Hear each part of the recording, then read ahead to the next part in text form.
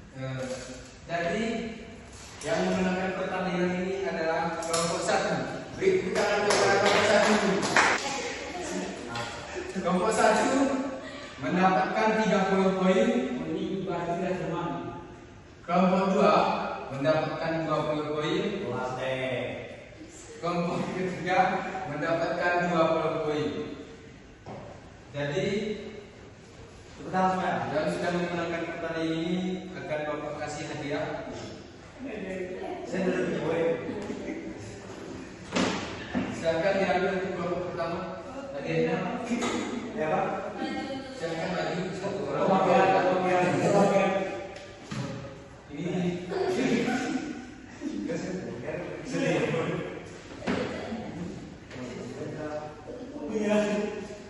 Masih Pak ya. terima kasih.